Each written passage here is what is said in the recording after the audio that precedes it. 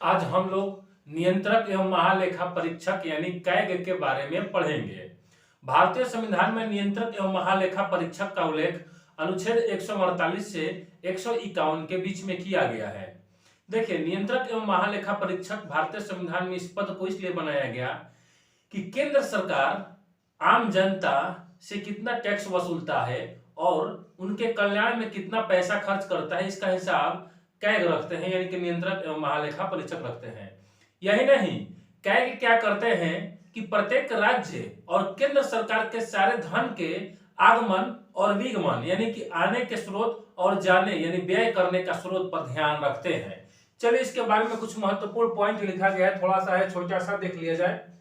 CAG का उल्लेख अनुच्छेद 148 से 151 के बीच में किया गया है, जिसमें अनुच्छेद 148 क्या कहता है, कैग के पद का वर्णन किया गया है। अनुच्छेद 148 में भारतीय संविधान में नियंत्रक एवं महालेखा परीक्षक के पद का वर्णन किया गया है और अनुच्छेद 149 में कैग के कार्य एवं शक्ति का उल्लेख किया गया है। यहाँ पर हम उनके कार्य एवं शक्ति को पढ़ेंगे।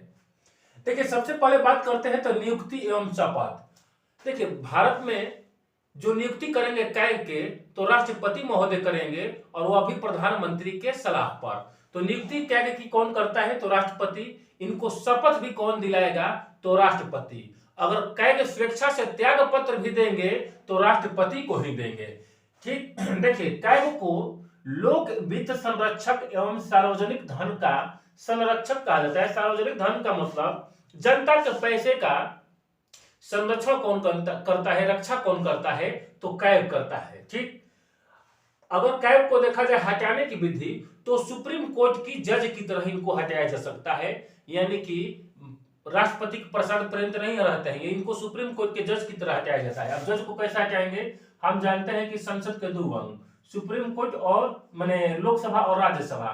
तो पहले राज्यसभा या लोकसभा में दोनों संसद के दोनों सदनों से प्रस्ताव पारित करना पड़ेगा, जिसे प्रार्थना सभा भी कहा जाता है। तो संसद के दोनों सदनों से पास करने के बाद राष्ट्रपति साइन करेंगे, तब हमारे यहाँ भारत से कैग हटेंगे, यानी कि यह प्रधानमंत्री या राष्ट्रपति के दबाव में नहीं रहेंगे, बिना दबाव के कार्य करेंगे।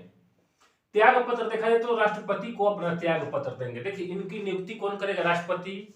शपथ कौन दिलाएगा, राष्ट्रपति। और इनका त्याग पत्र कौन लेगा तो राष्ट्रपति। लेकिन हटाने की विधि जो पूछेगा तो सुप्रीम कोर्ट के जज की तरह इनको हटाया जा सकता है। ठीक, अब देखा जाए कैग के कार्यकाल यानी कि कार्य करने की अवधि कितना है तो सुप्रीम माने 6 वर्ष या 65 वर्ष आयु जो भी पहले हो।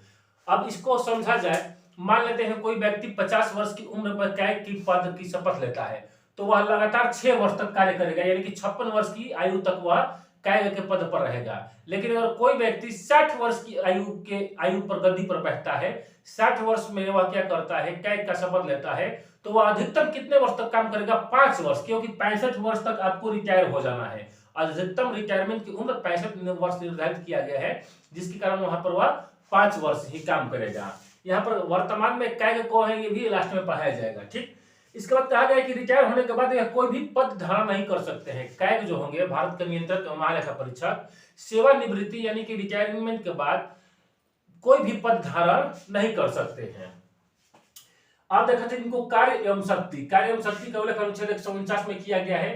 तो यह मुख्य लेखा परीक्षक के रूप में केंद्र सरकार एवं राज्य सरकार के लेखा का परीक्षण करते हैं। लेखा का मतलब होता है अकाउंट। जैसे बैंक में जाइएगा तो अकाउंट माने को हिंदी अर्थ है लेखा। आपको पता होगा कि इसके पहले जो गवर्नमेंट था कांग्रेस का, तो उसमें क्या किया गया था कि कॉमनवेल्थ गेम का घोटाला किया गया था। 70,000 करोड़ रुपया का खर्चा, तो उसमें पकड़ा किसने था तो कैग। उसमें एक बाल्टी का एक दिन का क्या किया गया था, किराया 800 रुपया लगाया था, यानी कि बाल्टी का सिर्फ भाड़ा 1000 करोड़ रुपया लगाया गया था। समझिए कि 800 रुपये में एक नया बाल्टी मिल जाएगा, वो 800 रुपया का एक दिन बाल्टी का भाड़ा लगाया गया था। तो ये पकड़ा कौन, कैग, नियंत्रक एवं लेखा परीक्षक ने पकड़ा कि अपने यहाँ पर घोटाला किया है। इसके बाद यह संचित निधि आकस्मिक निधि से व्यय होने वाले धन का परीक्षण करता है। संचित निधि से कितना पैसा खर्च किया जा रहा है, कैग इसकी जानकारी रखेंगे। कैग अपना रिपोर्ट यानी कि राज्य सरकार का भी जो धन का व्यय होगा और केंद्र सरकार के धन का व्यय का रिपोर्ट किसको पेश करेंगे तो राष्ट्रपति को सौंपते हैं, तथा राष्ट्रपति इसे संसद के पटल पर रखते हैं, यानी कि संसद के पटल का मतलब लोकसभा और राज्यसभा दोनों को जानकारी देते हैं। और ठीक उसी प्रकार से कैग क्या करेंगे कि राज्य सरकार के, जैसे मान लो बिहार सरकार हो गया, तो तो राज्य सरकार से क्या करेंगे, रिपोर्ट लेकर राज्यपाल को देंगे और राज्यपाल विधानमंडल पर रखेंगे। इसके बाद कैग लोक लेखा समिति के मार्गदर्शक, आंख एवं कान नाक के रूप में कार्य करता है। हम जानते हैं कि लोक लेखा समिति के अध्यक्ष जो होते हैं विपक्ष के नेता होते हैं, तो उस विपक्ष के नेता के जो मुखिया होंगे कैग लोक लेखा समिति के मार्गदर्शक के रूप में कार्य करते हैं, उनके आंख नाक के रूप में कार्य करते हैं। अब देखा जाए कि कैग का वेतन, तो कैग का वेतन जो होता है संचित निधि से दिया जाता है। भारत के संचित निधि से कैग का वेतन दिया जाता है। यहां तक क्लियर। अब करंट अफेयर्स देख लिया जाए तो वर्तमान में कैग कौन है, भारत में वर्तमान में नियंत्रक एवं महालेखा परीक्षक कौन है, तो गिरीश चंद्र मुर्मू है, जो कि क्रम संख्या में 14वें थे, अभी 14वें हैं। और गिरीश चंद्र मुर्मू हमारे भारत के कैग बनने से पहले जम्मू कश्मीर के उपराज्यपाल के रूप में कार्य किया है इन्होंने। तो गिरीश चंद्र मुर्मू ने शपथ किस दिन लिया, तो 8 अगस्त 2020 से कैग का शपथ लिया है और लगातार 6 वर्ष तक कार्य करेंगे। और गिरीश चंद्र मुर्मू की क्रम संख्या कितना है, तो 14वां है। उम्मीद करता हूं समझ गए होंगे।